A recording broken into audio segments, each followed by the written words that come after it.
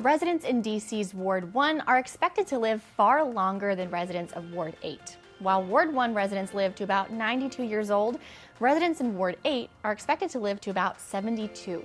Welcome to Impact Moment, brought to you by DCTV. I'm Rebecca Burnett, and today I'm speaking with the Executive Director of the Legacy Collaborative Senior Village, which was founded to bridge that life expectancy gap. Welcome, Dr. Polk. Welcome. Thank you. Welcome you as well into my world. So let's talk about your world, because I had never heard of this term until I met you, that Ward 1, for example, is considered a Gold Coast ward. What exactly does that mean, and what does that have to do with life expectancy?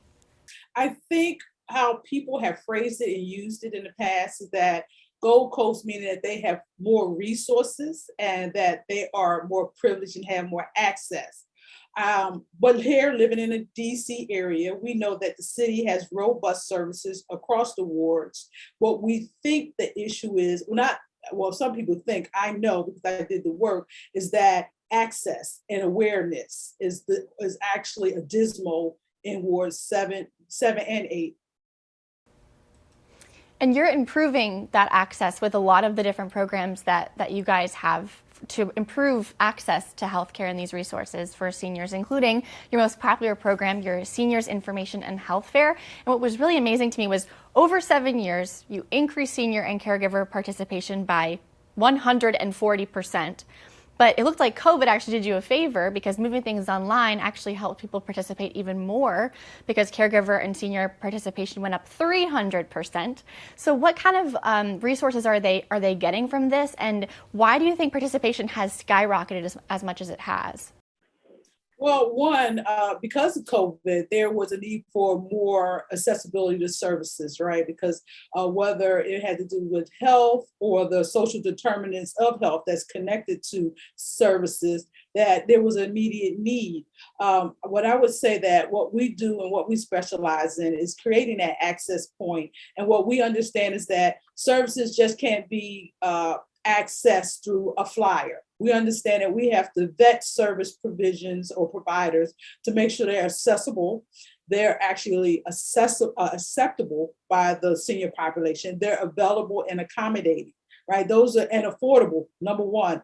And by us vetting those partners, we're now able to have a good connection where people or seniors and the caregivers find that these services are readily available to them. So we've been able to take that in-person process and make it pivot to online, and that created a groundswell, especially around homebound seniors.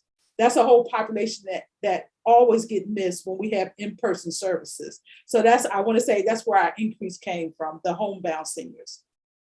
And so basically, does the information and health fair just kind of connect seniors and their caregivers to resources that they might need or be interested in?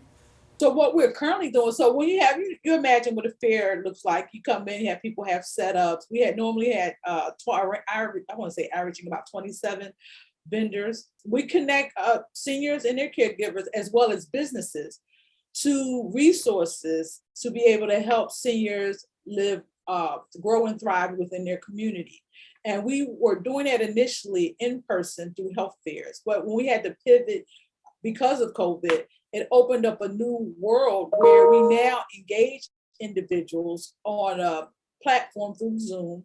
And we have two providers come on at a time once a month and give detailed information as well as conversations and practical approaches, right? And understanding how you connect, what to expect. Even give seniors the opportunity, like I said, to dig into the details of how that particular service could help them. And one thing I really wanted to touch on, the nonprofit is sort of building an army of advocates for both caregivers and seniors. Your Leadership Academy has trained 52 people to testify before the DC Council and to volunteer on their behalf to spread issues about spread awareness about the issues that seniors and caregivers face. What inspired you to do that in the first place, and what changes have they spurred? Well, fortunately, I started this process with a group of seniors that was looking to have more involvement around civic engagement. And I noticed when I would testify before the council that there were a few seniors testifying. And I think the story is best told in terms of the recipient or the person that needs the service, the consumer. So what I decided to do was I took on 5 individuals initially, and they wanted to give testimony. So I helped them shape the testimony around what they thought their needs were. And we went through a process of practicing how they would give their presentation until they felt comfortable. And they just went from there. And we successfully, I want to say, trained 52 individuals. Only 10 really actually participated in that, but in the performance hearing process. But a lot of them have gone on to testify or give comments at their ANC meetings, within the political umbrella here in the city and the district. And some even have now wrote manuscripts. Wow. Well, thank you so much for the work that you're doing for the community. You are so inspiring, and thank you for joining me today to talk about it. Well, thank you for having me. Of course. And thank you to our viewers at home for tuning into this episode of Impact Moment.